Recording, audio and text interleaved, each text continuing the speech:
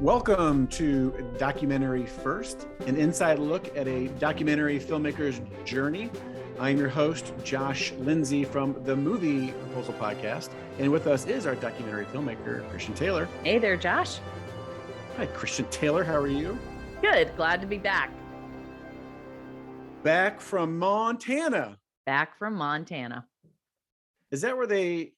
Oh, shoot. I was going to ask a really stupid question, and I didn't realize how stupid it was until I started asking it. I have to say it. You say, is I have to say it now. Wait. Is Yellowstone... Yellowstone's in Wyoming, right? Yes. And it is Glacier Park that's in Montana. So that's... Okay, because I was going to ask if the show Yellowstone was filmed in Montana, but then I realized, wait, no. I don't think it's in Montana at all. As I was asking the question, you know the show Yellowstone with Kevin Costner? I do. I haven't watched it yet, but I hear it's great. I keep hearing about it. I've only seen one episode. I haven't gotten into it. My wife would like to watch it, but so Jason's Wyoming, with us. It's in Wyoming, Montana, and Idaho. So it could be. They could film part of it. Yeah, Montana. it could be. So there you Okay. go. It's actually, I thought it was in multiple states, and it's in 3. So Okay, there you go. Well, thank you, Jason Rugg, our trusty, dusty research extraordinary, button-pushing guy who knows all about the national parks. So glad that you're here.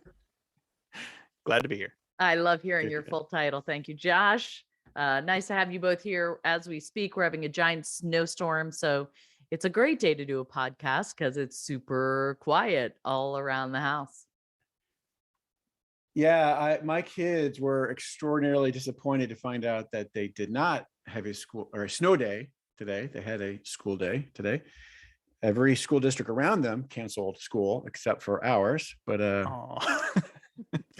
Poor kids. I know. That's one thing that was the worst about being homeschooled was like you don't get snow days. It's like the snow ain't blocking the stairs down from your bedroom to the dining room. So go. That is true. But aren't you like done by 11 a.m. or something like that? You know, like or It really depends. School on how days aren't efficient quite you as are. long. Oh, okay. That's true. And You whether could or not have your mom's own in a snow good mood. day. Yeah, that'd be tricky.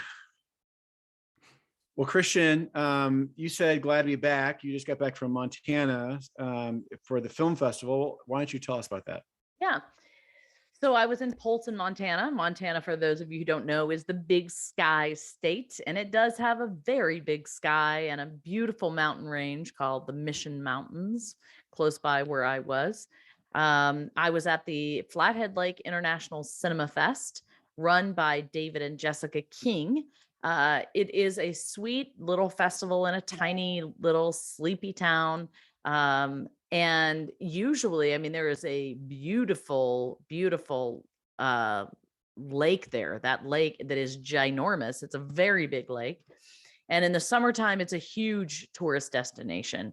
And so in the wintertime, it's really not a lot happening there, which is why, of course, they have the film festival. In the summer, they are apparently have a huge cherry boom, and their cherries are supposed to be even better than the ones in Traverse City, Michigan. However, they clearly don't make cherry jam because we couldn't find anything made with cherries to purchase in the winter. So I can't report about the goodness of their cherries. But this festival is, like I said, put on by David and Jessica King. David actually, he's an interesting guy. He started off in Hollywood, and he worked his way up from, a small animation studio all the way up to Disney. And he worked there for quite a long time, made a lot of contacts, and then eventually moved to Montana and got involved in whatever film projects they have around there, started working for this film festival, and eventually wanted to raise the professional level of it. And then they ended up, I think, taking over the festival. So I've only been there now twice during a pandemic. And so, it has, my understanding of the festival has been shaped a little bit by the fact that there's hardly anybody there. because of the pandemic. I will say that there were more people there this year than there were last year when I was there with A Girl Who Wore Freedom. And it is in a brand new theater. The Showboat Theater is where the festival is held. They usually take up 2 or 3 theaters, and they usually have a good, healthy balance between feature films and short films. And they put up their filmmakers, is all the ones that are nominated, into a really nice hotel right by the lake, overlooking the lake. They're very generous. They, serve several meals at several different events. So I arrived there on Thursday night because Friday afternoon is when or Friday evening was when Grueling Glory screened. And I always find it really important to arrive the day before the film festival begins, because especially in Polson, it is a very wintry time, and it takes you to get to this town. You have to, I had to fly from Chicago to Denver, then I had to take a flight to Missoula, Montana, then I had to drive an hour just to get there. So if there's any weather delays or interruptions, if you don't build in that margin, you could miss the screening of your film. So I usually try to build in that margin when I go. And so that left, pretty much all day on Friday for me to do stuff. And last year, I discovered the Miracle of America Museum in Polson, Montana when I was there. And I discovered this because everyone said, oh, your film is so patriotic. You'll love this museum. And the owner of the museum, Gil Mangles, and his wife came to The Girl Who Wore Freedom, begged us to come there, and they'd gotten a poster and wanted me to sign it and everything, which I did. When I went back this time, I found that they had framed it and hung it right in the entrance when you walked in. They were super proud of it and super happy that I came back. I did bring 2 friends of mine, one of my translators, Sarah Murdoch, and my best friend for 33 years, came with me, as well as Josephine Cashman. Josephine Cashman is an actress in New York City, as well as a producer of a little short called Incurable. I met her at the Julian Dubuque Film Festival. And so we were so happy to be in this film festival together. It just worked out that she got on the flight in Denver with me. We flew out together, rented a car together, and drove to Polson. So it was nice to bring 2 new people to the Miracle of America Museum. And I'm talking about that because one of our Patreon supporters, Laura Preby — hi, Laura, thank you so much for listening to our podcast and for sending us notes and suggestions in our Patreon, platform. She really likes, she asked us to talk more about this little museum. She also told us, you guys, that she really loved our new segment, Deja-Vu, DocuView, coming up near the end of this little update. So that's great to know. And the museum is fascinating because it's privately owned by Gil Mangles and his wife. And he has spent a lifetime collecting all sorts of things from all over Montana and probably other places too, but it is very Montana focused. So, it starts off with a lot of Montana history. There is a lot of Native American influence in that area, obviously. And so there's some of the coolest Native American artifacts I've ever seen in this museum. What's interesting throughout the museum for me is that there is a lot of propagandizing. I don't know what you call it. So with every exhibit, almost somewhere, there is a little sign giving a specific political perspective. So, for example, when you first walk in, there's a lot of guns in the very beginning, and there is a description about communism versus or socialism versus liberty and freedom. And so there's sort of like an education, if you will, of our judicial system and all of that. And the day that I was there, they were giving a tour to a bunch of school children, and it was fascinating to hear their perspective on the Second Amendment in the second exhibit when you walk into the museum. So you have to know that there is a specific political perspective that kind of goes along with this history. It isn't presented without comment. So I found that fascinating. All of that aside, I was so incredibly touched by this, Gil Mangles' commitment to preserving the history. It is a ginormous museum filled with so many things from early American history all the way to recent history. And they are randomly placed in very odd places. He has an indoor building, and then he has a whole bunch of outbuildings that he built outside. And it looks like he tried to set up a little town or a city out there, because there is a hotel, there is a saddlery, there is a blacksmith shop, there is a little log cabin with an outhouse, there is a gas station. And so in each one of these buildings, you'll find chock full of artifacts that relate. Now, they're just kind of all stuck in there with a little wire fence, and you kind of peek through the fence on the inside. And it is the most eclectic thing you've ever seen. So Josephine Cashman, when she went with me, she said the best way she could describe it was like a Richard Scarry book. Like it had been made by Richard Scarry and everything was kind of everywhere. And an I Spy book or a Where's Waldo book. And that's sort of the experience when you go there. There is so much there that it is impossible to take in on your first experience. And not only that, Gil is a master metalsmith, I guess. I don't know what you call them, but he does these amazing things with metalworks, and everything from creating a giant robot to creating Area 51, where he put UFO saucers all in it, to he created little art pieces. So he took these saws and he cut them into sort of a shape of a sawfish. And, he's just super creative. And so a lot of his metal artworks are for sale. I think they're phenomenal. Like, honestly, I think if he was just doing that, he would be pretty set for life, because he has so many of them. He's so creative.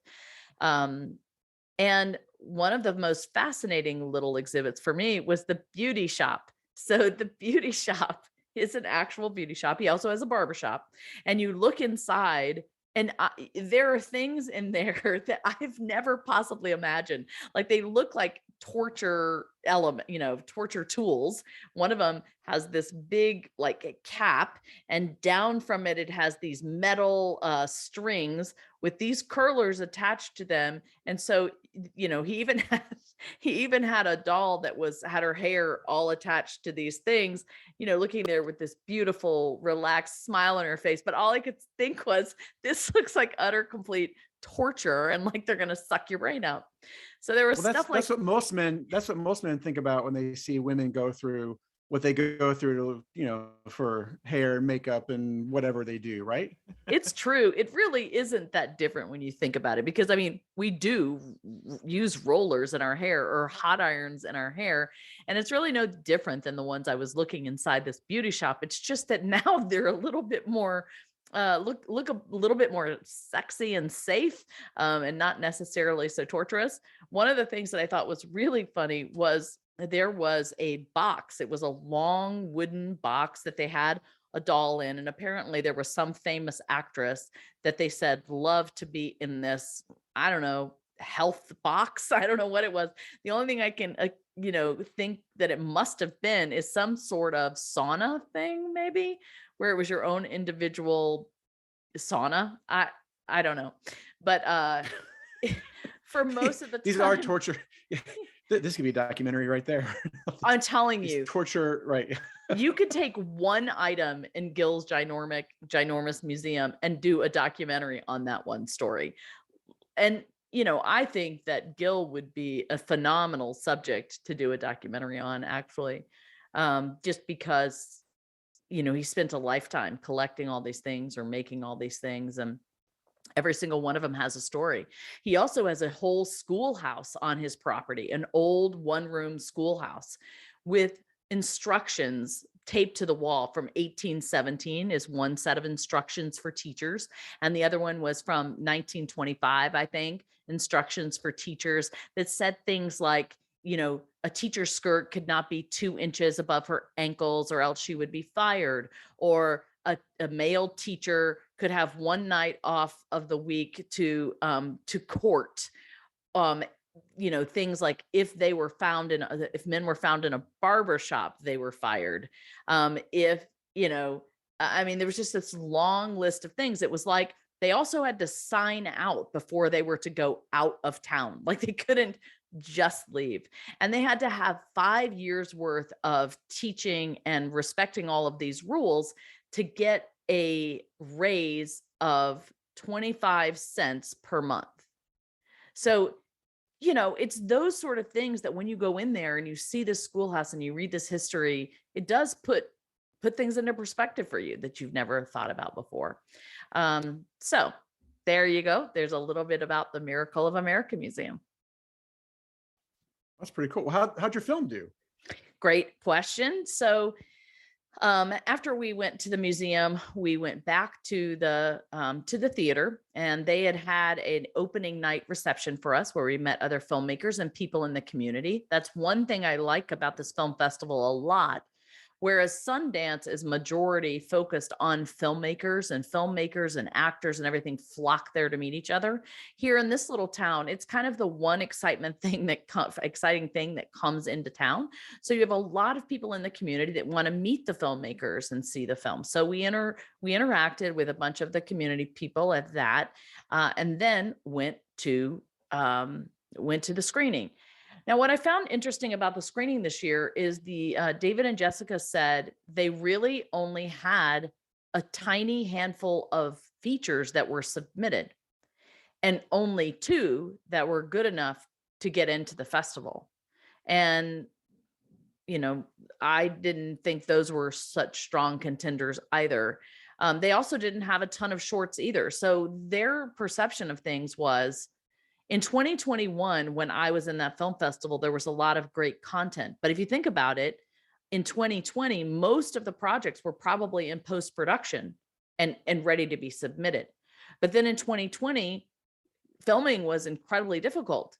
So, when time rolls around in 2021 to submit new films for this year, there probably were not a ton. That's what they were thinking. I kind of concur with that. My film, it was such an interesting experience being there, not with The Girl Who Wore Freedom. It was shocking, actually.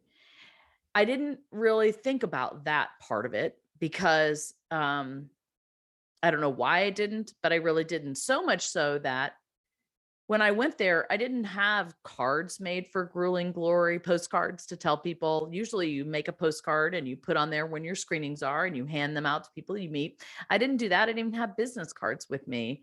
And I did take business cards for The Girl Who Wore Freedom. So because Grueling Glory is a companion piece. So I'm in there with a whole bunch of shorts. The short block takes about an hour and 15 minutes.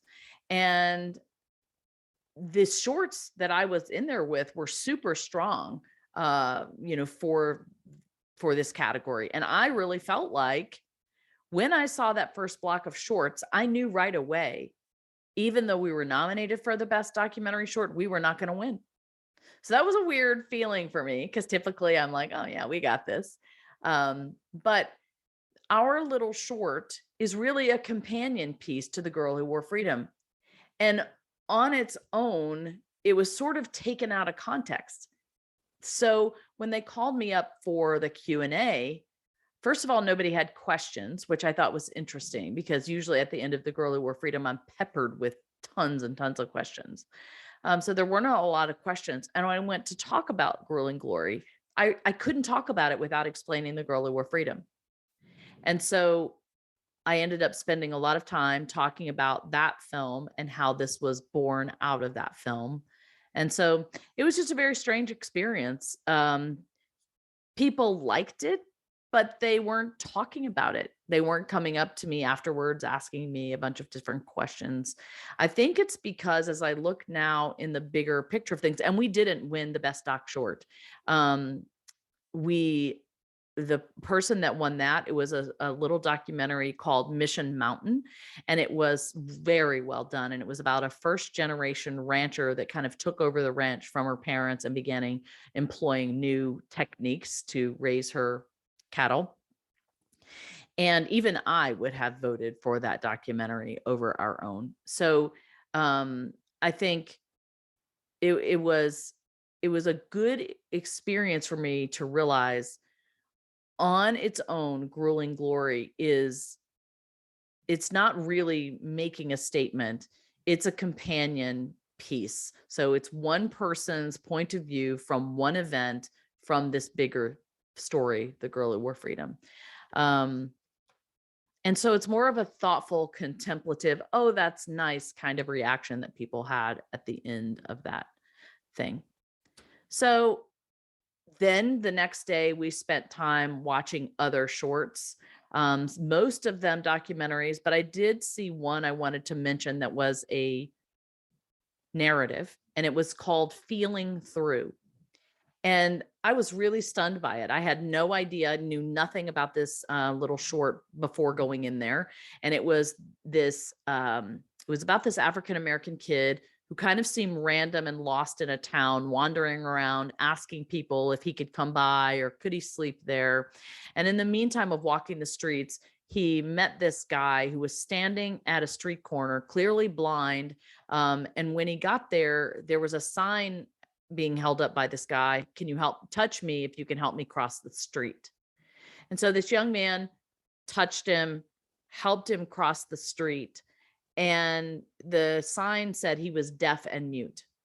And so what happened through the rest of this was this experience of this young man helping this older deaf and, blind man and mute man through the next few hours.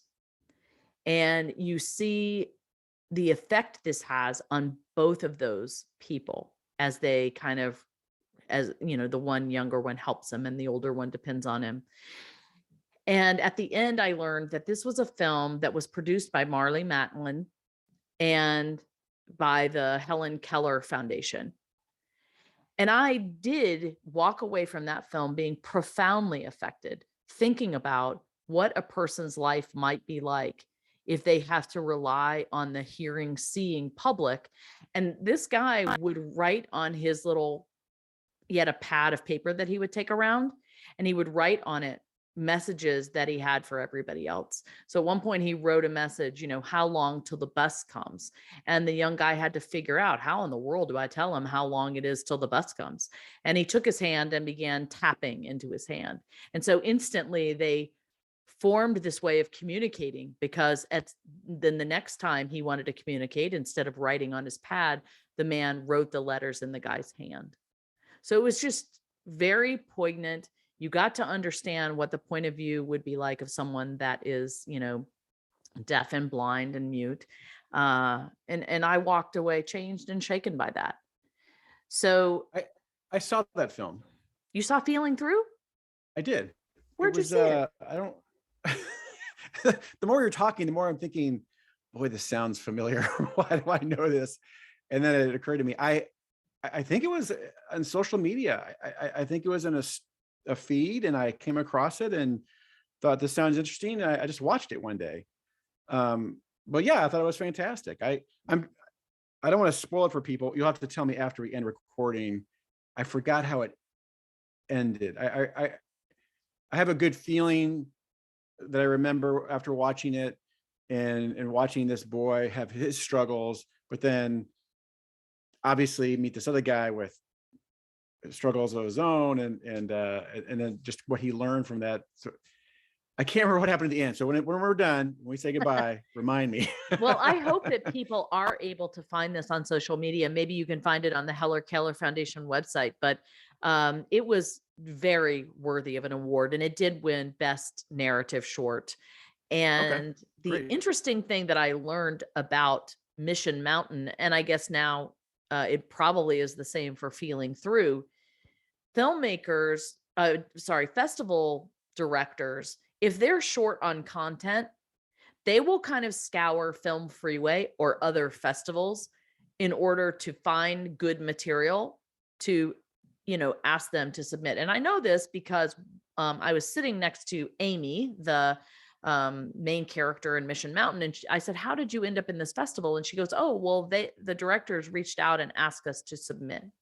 And that actually happened to me on the way home. I got an email from the Sarasota Film Festival, which is a 25-year-old film festival, saying we would love for Grueling Glory to be included in our competition. They're waiving all the fees. Just if you're open to that, submit all these materials. And so I do think there is sort of a shortage of some content for some of these festivals, which is why they're reaching out. So my guess is David and Jessica reached out to whoever the Feeling Through people were and asked to include it in their festival. So I do hope people can find it out there on the web, because it's a very, very good little narrative short. Did you look, Jason? You have that look in your eye like I looked it up. What'd you find? It is just available on YouTube. You can just watch it on YouTube right now. Just look up Feeling Through, and it's an 18-minute clip, or 18-minute video up there. I guess it was nominated for an Oscar in 2019. So this is a while back. So I don't. Yeah.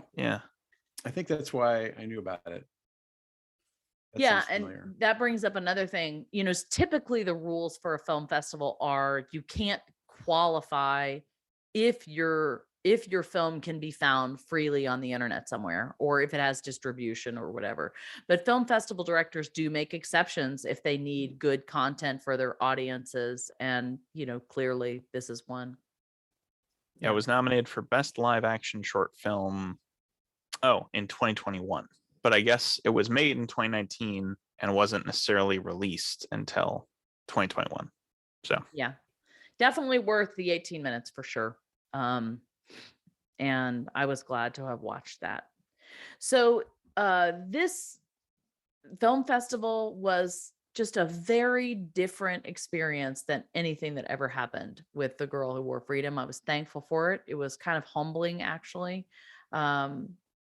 One of my favorite things that happened was on the last day, when I was in a short block, the directors of the festival, who usually start off the Q&A, had a conflict with something else they needed to do. And I heard them talking about it, and I was like, well, I can do the Q&A for you. And so I just mentioned it in passing. Well, I showed up the next day for my short block, and they're like, hey, we'd really like to take you up on that offer to do this Q&A. And I was like a pig in mud. I was so excited to talk with these filmmakers and actually kind of do film talk. And I had seen all of the other films in there. So one of them was called The Accessible Outdoors. Jason, I would love for you to look that up and see if you can find it. The Accessible Outdoors was another one that really challenged my understanding of things. This was a film done by two young filmmakers, Michka and Francisco. They are from the LA area. They made this little short for a company, I think it's called Nature Tracks. But it turned out to be a very touching short. And they interviewed people with disabilities talking about their desire to be outside, to be at the beach or be in this forest, but never being able to go because of their wheelchairs. Like, you never think about that. You always think about buildings or bathrooms or hotels or things like this.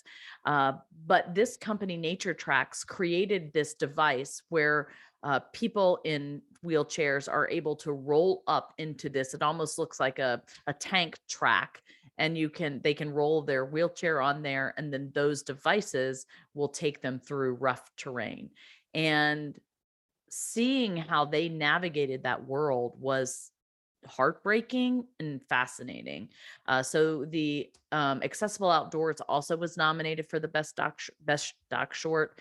And then another one that I watched, I'm trying to think now, it just went out of my head. I'll have to come back to that. But anyway, these shorts really challenged me to think about things, which is in contrast with Grueling Glory.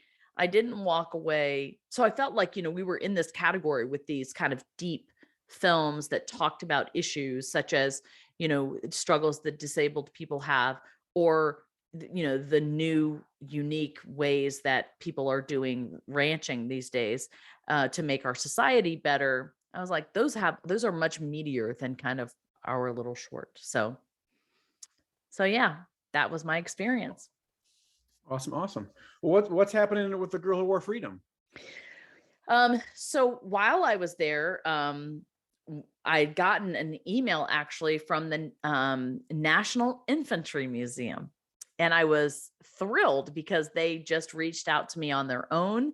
They asked if they could have a meeting with me because they're interested in putting the Girl Who Wore Freedom in their museum in some way. Wow. So that was Where's they interesting. located? Somewhere in the East Coast. That's a little bit of research I need to do because I'm supposed to be talking with them today. Jason can do it. He's a button pushing guy. He could just do it Hey, right button now. pushing guy, figure it out. I think it's in Columbus, Georgia, actually, now that I'm thinking about it, but National Infantry Museum. And really what that reminded me about was how important strategic partnerships are for a passion project. They are the ones that have access oftentimes to a greater public. So if we were to make a strategic partnership with L'Oreal or a different museum or another company, they have access to a lot of other people where your material can be seen. So strategic partnerships are super important. We did not have any exciting distribution news this week, so we're still waiting for Netflix to watch. I counted up, there are 8 companies that we are still waiting to get an answer from. So there's still hope out there for some other distribution. I'm trying to remain positive about that. Jason just messaged me in the chat. Jason, tell us where the National Infantry Museum is.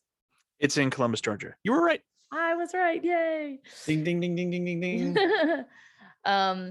And I do think one of the things that was challenging is as I was at this film festival and I did share about the Girl Who Wore Freedom, everybody wanted to know, oh, where can we watch this film? And the only place I had to tell them was, well, you have to take a Delta flight or you got to have Apple TV.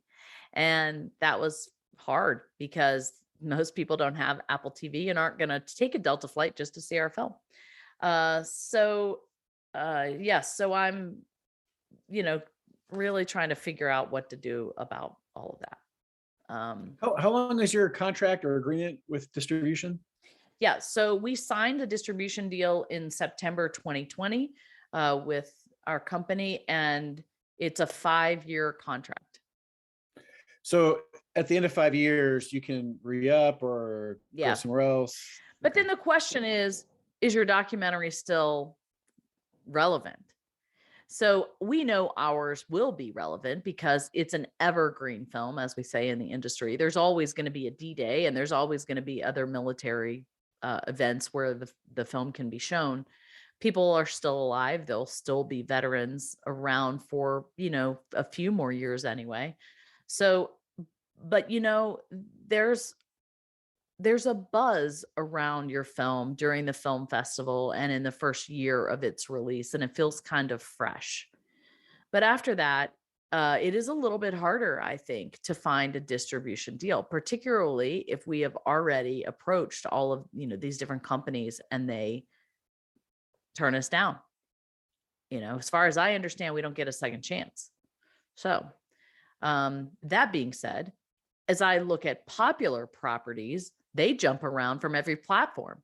They'll be on Netflix one day and, a year later, they'll be on Amazon. But again, those are popular products that people want to see, and already know about. So yeah, that's really mindless entertainment, not worth their time. Right. Which is why I absolutely love documentaries. So that brings us to our new segment, Deja-Vu DocuView. That's right. That's our new segment where we bring you a documentary recommend. Whoever came up with that name should be fired. I think that was a combination between the three of us. Jason Hoban told me he is thinking about trying to figure out how to make us a little stinger or something to introduce our new segment. And I was like, well, we're trying to figure out a new name. If you can come up with anything, let me know. He's like, oh, I think it works. And so anyway, you listeners out there, if you can think of anything else, let us know. Or if you like the title, let us know that too. Like all things, it'll eventually just grow on you and you'll forget that you hated it or something. It is what it is. One can only hope. All right. So Jason, you don't usually get to go first. So I would like you to go first this time. And what do you have for us today? Yeah, so I was thinking about it, and I know we've talked about it before, but we haven't said it as, one of these Deja-Vu docuviews. Five Came Back, the documentary on Netflix, Yes. about the filmmakers who went to World War II, like all decided, I'm going to leave Hollywood and I'm going to go document this war. And it's just a phenomenal documentary. I don't even remember how long it is. It's several episodes. I know we've talked about it before. Christian, what's something you remember from that? Yeah, so I think there are 5 episodes because I think there are 5 directors, and that's why it's called Five Came Back. And so each episode is about one of these Hollywood directors, and each one had a different experience. Each one had a different point of view and a different job. So why don't you look up these directors? I know one is William Wyler, one is John Huston, one is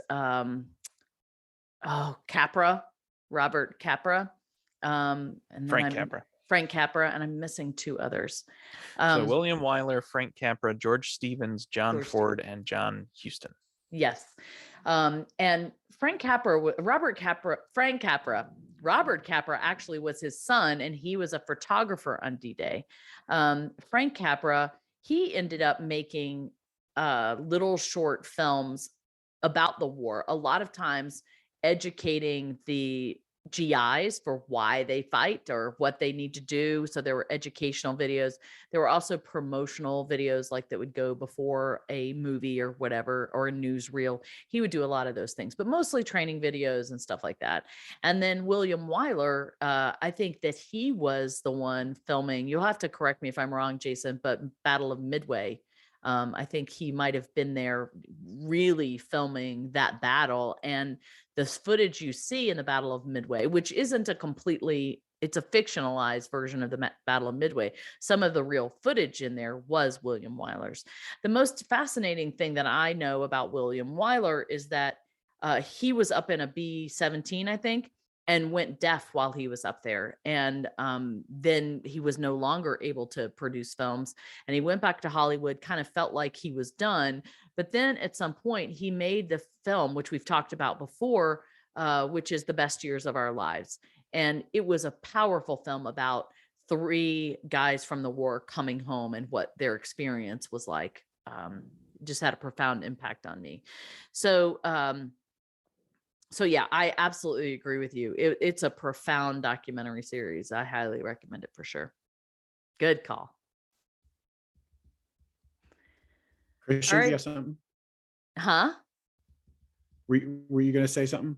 I was going to say, what are your picks? Okay, I'll go next. Mine is 1988, Errol Morris's The Thin Blue Line. Does this ring a bell with anyone? No. It's a documentary? Is that the prequel to The Thin Red Line? No. This was kind of groundbreaking because it combined actual footage. Well, they had to like recreate. They were, I mean, today it'd be like watching Dateline or something where they hire actors to recreate a murder scene or something. But back then they hadn't done that before with documentaries, where they shot new footage to kind of tell the story. The story is about a guy who's accused of a murder. He's wrongly oh my gosh, can't talk to that. He's wrongly convicted of a murder, and this film actually helps exonerate him. It's groundbreaking in the fact that it helped the guy go free. It's groundbreaking in the fact that they had reenacted footage in it. But it is a very good documentary. It's if you like documentaries, it's interesting to check. But if you watch The Thin Blue Line, then you have to go watch after that Documentary Now, which is the comedy spoof documentary series on Netflix by Bill Hader and Fred Armisen. And they have each episode is kind of, they're remaking famous old documentaries, and this is one of them. It's hysterical. It's funny, even if you've never seen The Thin Blue Line, but it's much funnier if you have seen Thin Blue Line. So go watch the movie and then go watch Documentary Now. Do you Great know stuff. where we can find the Thin Blue Line and documentary now off the top of your head, or can Well, Jason- documentary now is Netflix. I don't Okay. know about Thin Blue Line. You can watch Thin Blue Line on AMC Plus. Mm. I don't even have that. I didn't There even you know go. what that thing. is. All right. I was just watching a stand-up routine with Mark Morin, the WFT podcast guy. Is that, did I say his name right? Okay. Mark Maron, I think. Mark Maron, thank you. he part of his routine, he was talking about how he just doesn't know how much time he has left in his life. And so when people recommend TV shows and series, he's like, nah, I don't have time. I don't know how much time I have left. I can't watch it. But he said half the problem is not only have not heard these shows, I've never even heard of where you're supposed to watch these shows. It used to have 3 stations. Everyone was kind of on the same page. And now there's so many different platforms to watch stuff. And half of them you've never even heard of. There's a great, speaking of documentaries, this is a kind of documentary. It's coming out, The Offer. It's the making of The Godfather, but it's, like a fiction. I mean, it's based on the true story, but they've hired actors. It's not a documentary, but it's on Paramount Plus, and I don't have Paramount Plus, so I'm thinking, oh man, I want to watch this series, but I don't need to have another streaming service. Josh, you're the one who turned me on to the Smartlist podcast. Did you? Yes. Have you listened to the one with Woody Harrelson? And he's talking about Tubi. Yes. And he's like, yeah, I'm on this show on Tubi. I don't actually know what it is. and other people, and then like Jason Bateman's like, do I have Tubi? Do I have Tubi? Nobody knew what Tubi was. Right. I only know about Tubi because it came loaded in my Apple TV. So Right. Most people feel that way. It's like, oh, it's that thing that my TV, when it's not plugged into anything, it just kind of defaults to that, I guess.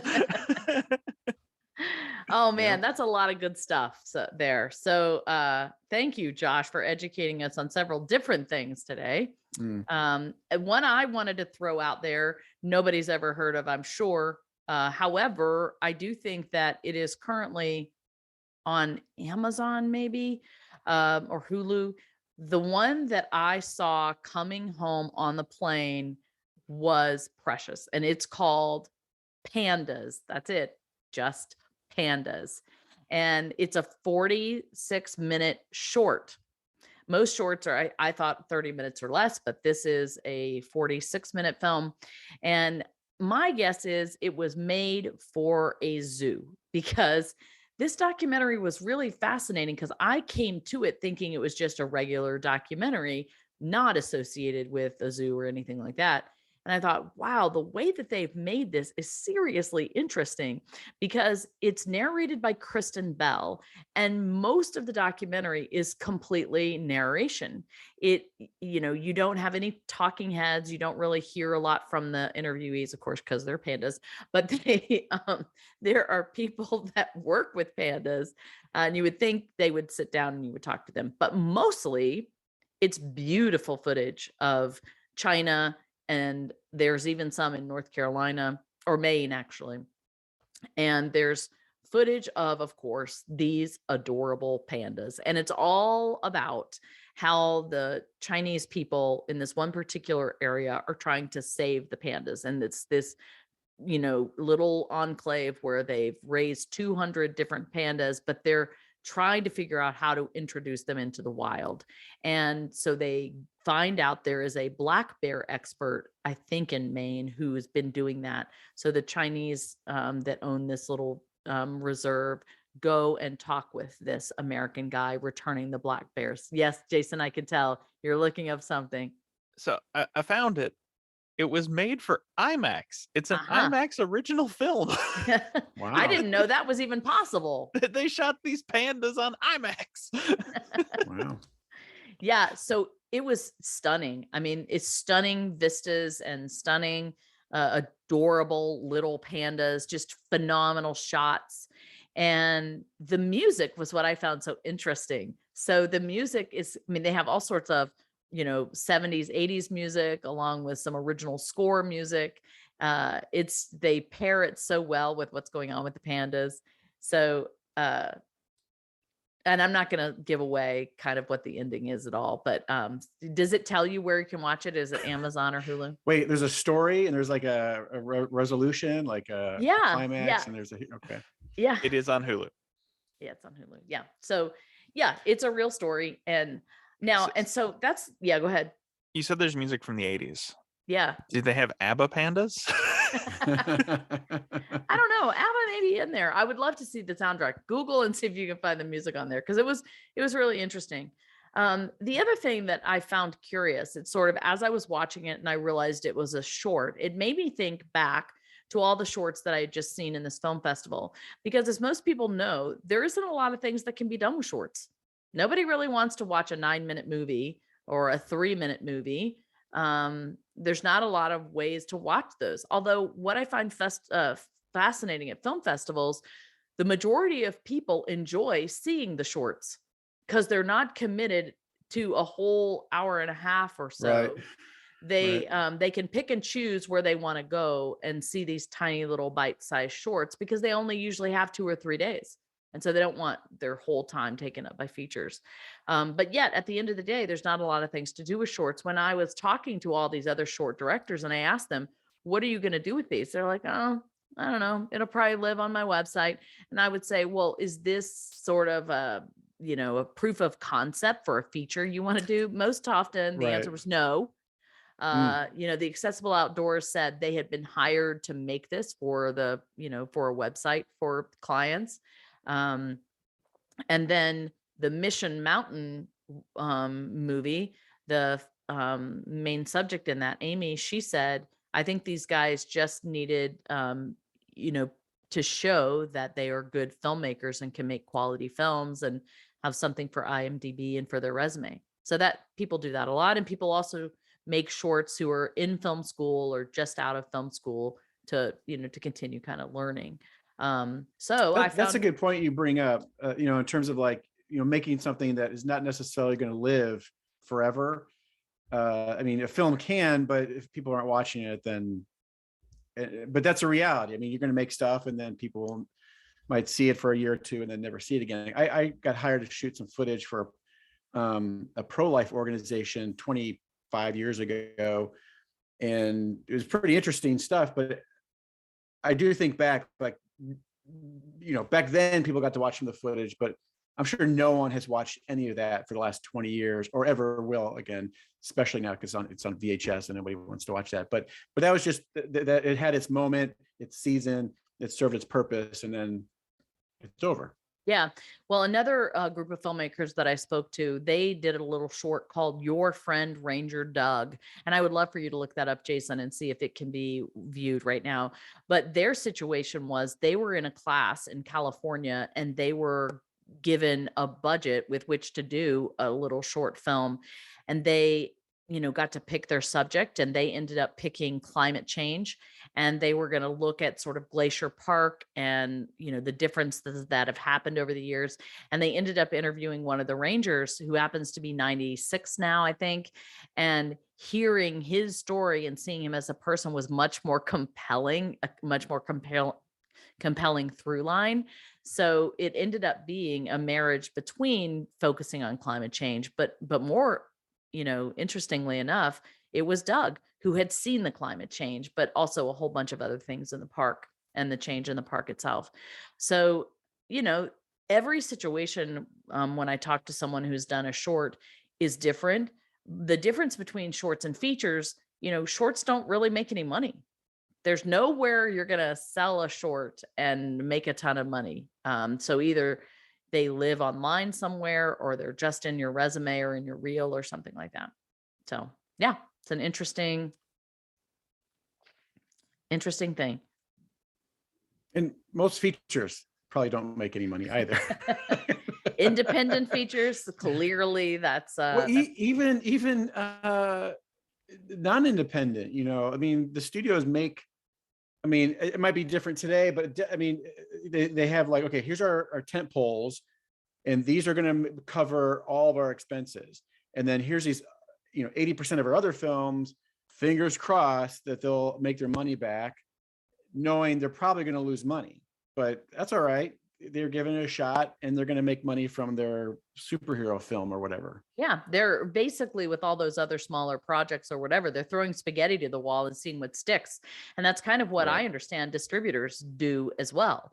They, they're going to buy up or lock in a whole bunch of properties. They're going to know that maybe 1, 2, 3 are going to really hit big and strike a chord. And then it'll be those that sort of make their money for them, not all the other ones. So it's an interesting and not easy business. All right. Well, on that note, we should wrap up. Before we say goodbye, Christian, is there anything else you want to remind everyone of? No, I just want to say thank you to our Patreon supporters. We put out a little note to them today to let them know that we are going to be reaching out and trying to grow our Patreon base. So they won't be receiving any emails or anything. They may see some stuff on social media, but we are hoping to grow this community. We are going to share Grueling Glory, the short, with our Patreon subscribers somewhere in the near future. And we just appreciate you guys tremendously. So thank you for being in our inner circle. I just want to say my favorite line from today was, you don't hear much from the interviewees because, well, they're pandas. Thank you, Christian, for that. You're welcome. And to our listeners, I want to say thank you for listening to Documentary First, where we believe everyone has a story to tell, except for pandas, and you can be the one to tell your story. Yes, you can. Bye, everybody.